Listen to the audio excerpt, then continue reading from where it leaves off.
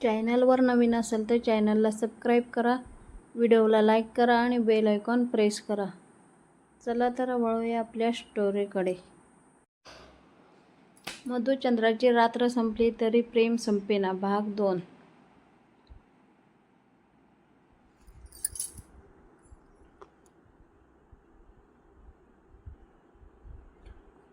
सकाळची कोवळी किरणं खिडकीतून आत आली आणि राणीची झोप हळूहळू उडवली.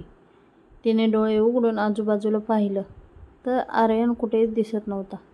क्षणभर तिच्या चेहऱ्यावर काळजी उमटली.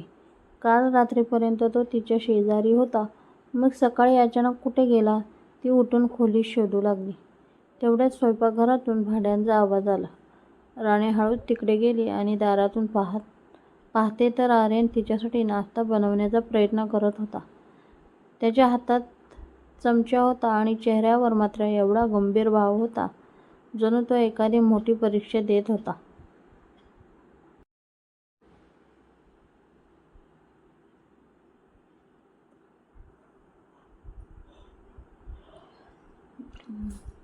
राणी हसू आवरत म्हणाली, हे काय चाललंय? आर्यन दचकला. तू उठलीस? थांब ना, अजून 5 मिनिटं. पण तुम्ही स्वयंपाकघरात काय करताय? तुझ्यासाठी नाश्ता बनवतोय. राणी त्याच्याजवळ गेली आणि कढईत पाहिलं. तिने बहुया उंचवल्या. हा नाश्ता आहे की काय नवीन प्रयोग?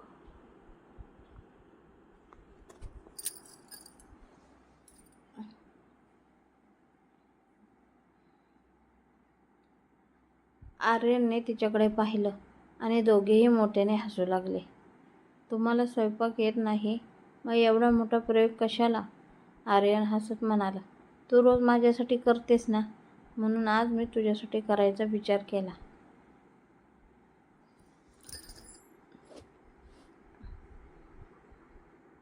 राणी काही क्षण शांत झाली. तिच्या चेहऱ्यावरचं हसू हळूहळू प्रेमळ झालं. माझ्यासाठी एवढं करण्याची गरज नव्हती.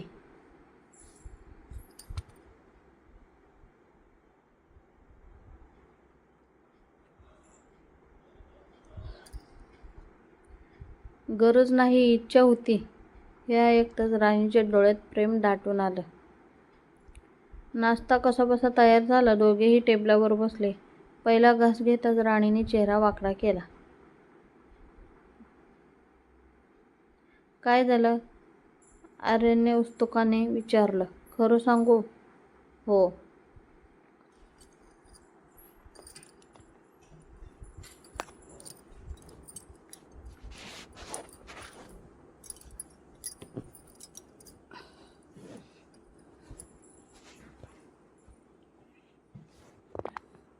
पुन्हा कधीही स्वयंपाक करू नका. आर्यनचा चेहरा पडला. राणीला हसू आवरेना. अहो, पण प्रयत्न खूप छान होता. म्हणजे नाश्ता खराब थोडासा. मग पुढच्या वेळी मी शिकवते. आर्यन हसला. म्हणजे पुढची संधी मिळाली? हो, मग ठरलं.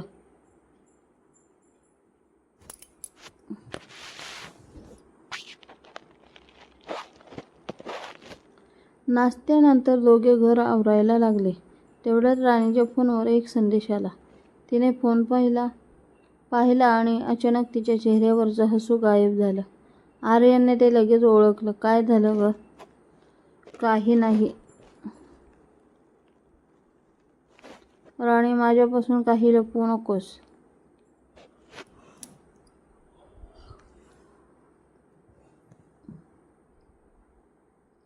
ती काही क्षण शांत राहिली, मग फोन त्याच्यासमोर ठेवला.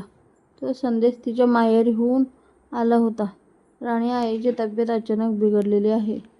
शक्य असेल तर लगेच घरी ये. संदेश वाचताच आर्यन गंभीर झाला. राणीच्या डोळ्यात पाणी आलं. मला आईकडे जायचं आहे. आर्यनने क्षणाचाही विचार नाही केला.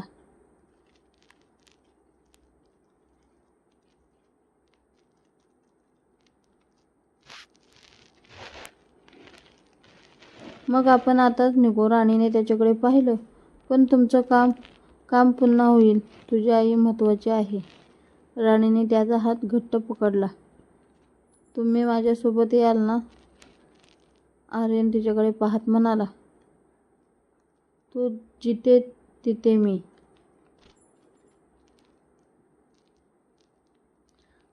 राणीच्या डोळ्यातून अश्रू ओघळले, पण यावेळी ते दुःखाचे नव्हते. तिला जाणवलं की लग्नानंतर तिला फक्त पती मिळाला नव्हता, तर तिच्या प्रत्येक सुखदुःखात सोबत उभा राहणारा एक खरा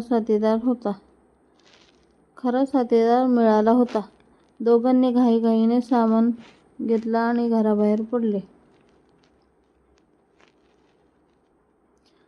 गाडी सुरू झाली आणि राणी खिडकीतून बाहेर पाहत शांत बसली होती. तिच्या मनात आईचीच काळजी होती.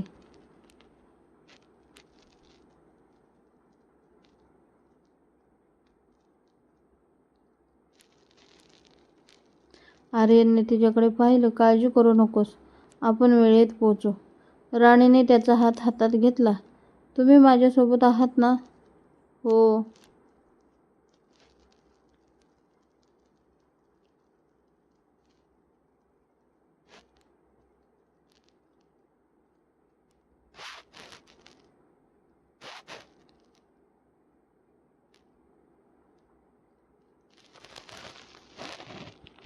मग मला काही भीती नाही. गाडी पुढे निघाली. पण राणीच्या माहेरी पोचल्यावर त्यांना जे दृश्य दिसणार होतं ते त्यांच्या आयुष्याला एक वेगळं वळण देणार होतं. सकाळच्या त्या गोड गोंधळानंतर आर्यन आणि राणी पुन्हा त्यांच्या खोलीत आले. राणी कपडे आवरत होती आणि आर्यन तिच्याकडे शांतपणे पाहत होता. अचानक राणीने मागे वळून पाहिलं आणि म्हणाली, काय पाहताय एवढं? आर्यन हसत तिच्याजवळ गेला आणि म्हणाला, माझ्या आयुष्यातील सर्वात सुंदर गोष्ट पाहतोय. राणीने लगेच नजर खाली केली. तुम्ही ना सकाळपासून सारखं माझी मस्करी करताय. आर्यनने तिचा हात हलकासा हातात घेतला आणि म्हणाला,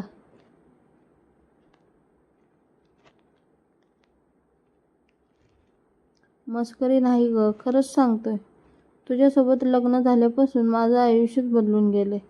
आधी सकाळ झाली की ऑफिस काम घाई, पण आता सकाळ झाली की सर्वात आधी तुझा चेहरा पाहावासा वाटतो. रात्री झोपताना शेवटचा विचार तुझाच असतो आणि सकाळी डोळे उघडल्यावर पहिल्यांदा तुझीच आठवण येते. हे ऐकून राणीच्या चेहऱ्यावर गोड हसू उमटलं.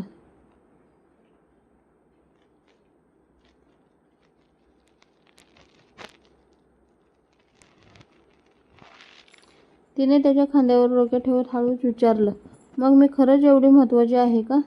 आर्यनने तिच्या कपाळावर प्रेमाने हात ठेवला आणि म्हणाला, तू माझ्यासाठी महत्त्वाची नाहीस राणी, तूच माझं आयुष्य आहेस.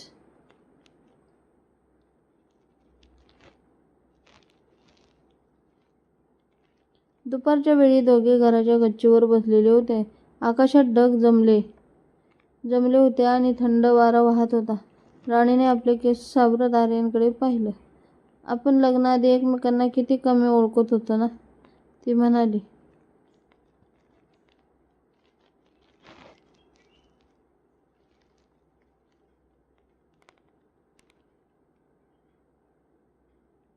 आर्यन हसला. हो, पण कधी कधी मला वाटतं आपण खूप वर्षापासूनच एकमेकांना ओळखतो.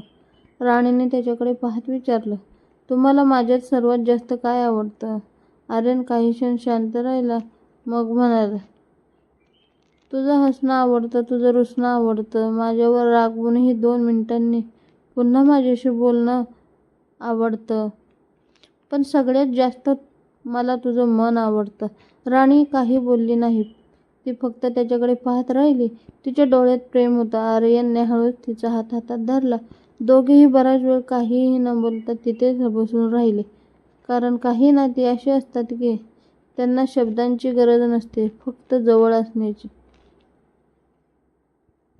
पुरेसं असतं.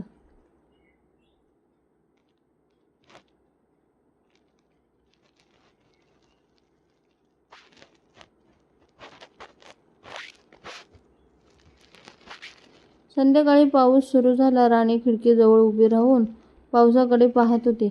आर्यन तिच्यासाठी चहा घेऊन आला. हा घे तुझा आवडता चहा. राणीने कप घेतला आणि हसत म्हणाली, तुम्हाला माझ्या आवडीच्या गोष्टी एवढ्या लवकर कशा काय लक्षात राहतात? आर्यन म्हणाला. कारण तू आवडीची आहेस ना म्हणून. राणीने त्याच्याकडे पाहून हसत हसत कप खाली ठेवला. बाहेर पाऊस वाढत होता. अचानक विजेंचा कडकडाट झाला आणि राणी घाबरून आर्यन जवळ आली. आर्यन हसला नाही. त्याने फक्त तिच्या हातावर हात ठेवला आणि म्हणाला, घाबरू नकोस, मी आहे ना. राणीने त्याच्याकडे पाहिलं. ते 4 शब्दात तिला इतकी सुरक्षितता जाणवली की तिच्या चेहऱ्यावर पुन्हा शांत हसू उमटलं. ते हळूच म्हणाले, तुम्ही असता ना तेव्हा खरंच मला कशाचीच भीती वाटत नाही. आर्यनने उत्तर दिलं, मग आयुष्यभर माझ्या जवळच राहा. राणीने हसत मान हलवली.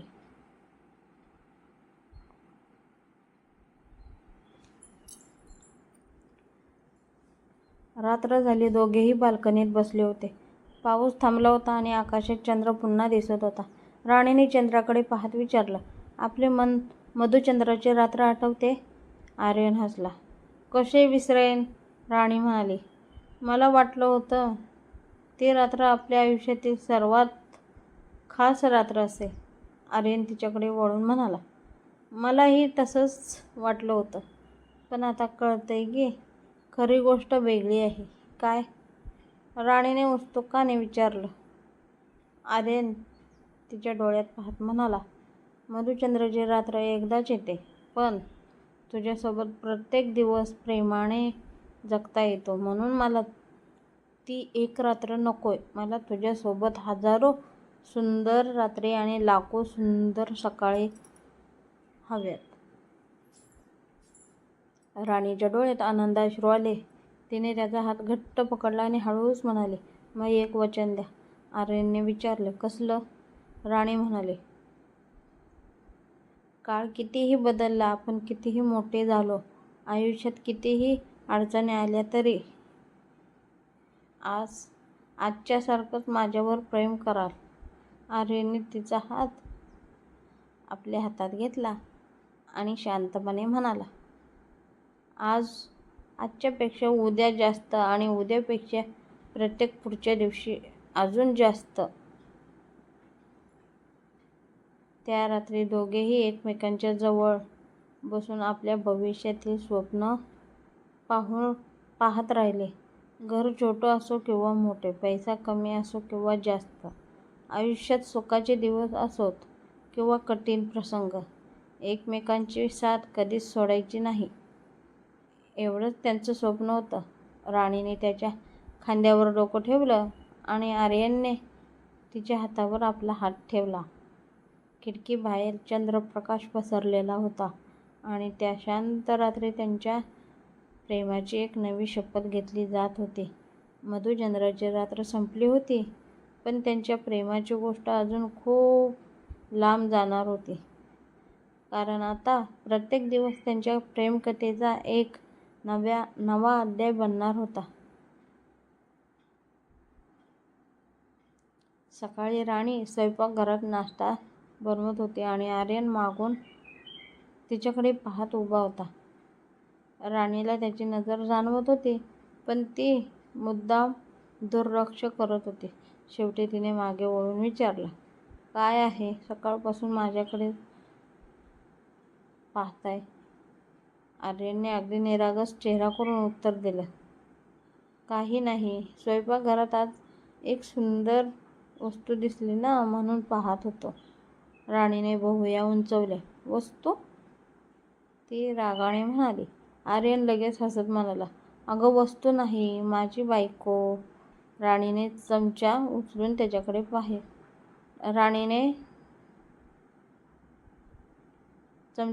त्याच्याकडे पाहिलं आणि म्हणाली, पुन्हा अशी मस्करी केलीत तर हा चमचा तुमच्या डोक्यावर. आर्यन 2 पावले मागे सरकला आणि म्हणाला, अहो बाई, सकाळी सकाळी एवढा राग? मी तर फक्त प्रेम व्यक्त करत होतो. राणीला हसू आलं पण तिने चेहरा गंभीर ठेवण्याचा प्रयत्न केला. मला काही माहीत नाही. आता गप्प बसा आणि नाश्ता करा. आर्यन म्हणाला. आम्ही स्वतःच्या हाताने भरवला तर? राणीने त्याच्याकडे पाहिलं आणि हसत म्हणाली,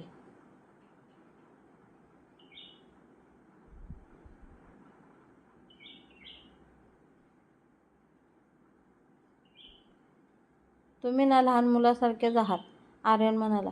तुझ्यासमोरच होतो ना. नाश्ता झाल्यावर राणी कप आवरत होती. आर्यनने तिचा हात धरला आणि म्हणाला, चला आज बाहेर जाऊया. राणीने विचारलं, कुठे? तो म्हणाला, गुप्त ठिकाणी. राणी लगेच म्हणाली, मला आधी सांगितलं नाही तर मी येणार नाही. आर्यन हसला, ठीक आहे, मग गुपित उघडतो. आपल्या लग्नाआधीच्या बागेत तुला पहिल्यांदा पाहिलं होतं तिथे.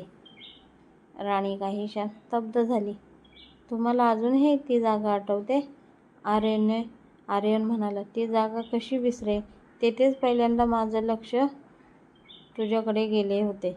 राणी हसली, आणि मला वाटलं होतं तुम्ही माझ्याकडे पाहत नव्हताच.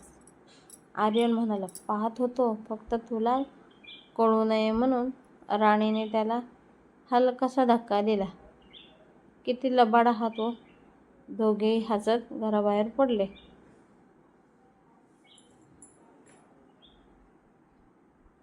बागेत पोहोचल्यावर राणी एका बाकावर बसली.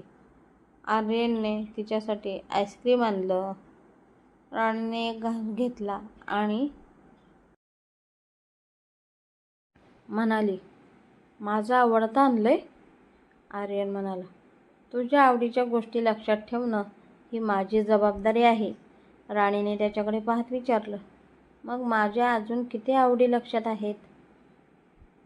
आर्यन लगेच म्हणाला, तुला पावसात फिरायला आवडतं, गरम चहा आवडतो, गोड पदार्थ आवडतात, रुसल्यावर 5 मिनिटांनी स्वतःच हसायला येतं. आणि राणीने मध्येच त्याला थांबवलं.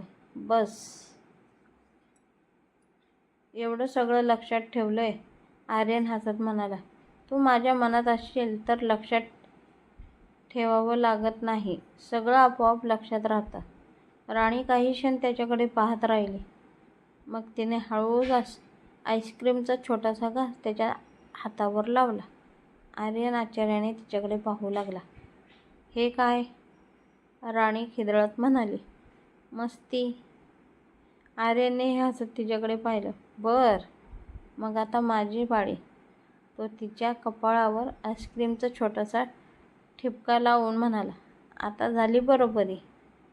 राणीने हसत त्याच्यावर उशी फेकण्याचा अभिनय केला आणि दोघेही खळखळून हसू लागले.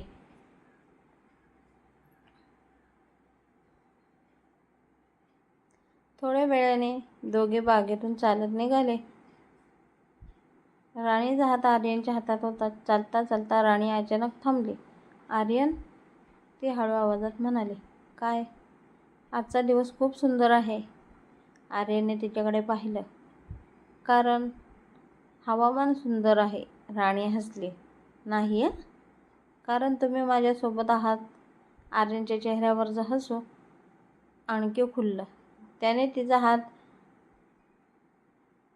हळूच घट्ट धरला. मग असाच प्रत्येक दिवस सुंदर करूया. राणीने मान हलवली. दोघे काही क्षण शांतपणे एकमेकांकडे पाहत राहिले. मग राणी लाजून नजर खाली करू लागली. आर्यन हसत म्हणाला, अगं एवढी लाजतेस का? राणी म्हणाली, तुम्ही असं सतत पाहत राहिलं तर लाजणारच ना. आर्यन म्हणाला, मग मी काय करू? माझी नजरच तुझ्यावर थांबते. राणीने हसत त्याचा हात ओढला आणि म्हणाली, चला आता, नाहीतर लोक आपल्याकडे पाहायला लागतील. आर्यन हसत म्हणाला, लोक पाहू दे, मला तर फक्त तूच दिसतेस. संध्याकाळी घरी परतल्यावर राणीने चहा बनवायला घेतला. आर्यन तिच्या मागे उभा राहून म्हणाला, आजचा दिवस माझ्या आयुष्यातला सर्वात सुंदर दिवस होता. राणीने विचारलं, का? तो म्हणाला, कारण आज तू माझ्यासोबत पूर्ण दिवस होतीस. राणीने हसत उत्तर दिलं, मी तर रोज तुमच्यासोबत असते. आर्यन म्हणाला, म्हणूनच तर रोजचा दिवस सुंदर असतो. राणीच्या चेहऱ्यावर लाजरं हसू उमटलं. तिने चहाचा कप त्याच्या हातात दिला आणि म्हणाली, आता एवढे प्रेम करू नका. मला सवय लागेल, आर्यन हसत उत्तर दिलं. मला तर तुला आयुष्यभर या प्रेमाची सवय लावायची आहे. राणीने काहीही उत्तर दिलं नाही. ती फक्त हसत त्याच्याकडे पाहत राहिली. त्याच्या नात्यातील ही छोटी छोटी मस्ती, रुसवे, फुगवे आणि प्रेमाचे क्षण त्यांच्या आयुष्यातला अधिक सुंदर बनवत होते. मधुचंद्राची रात्र संपली होती, पण त्याचं प्रेम मात्र प्रत्येक दिवसागणिक नव्याने सुरू होत होतं.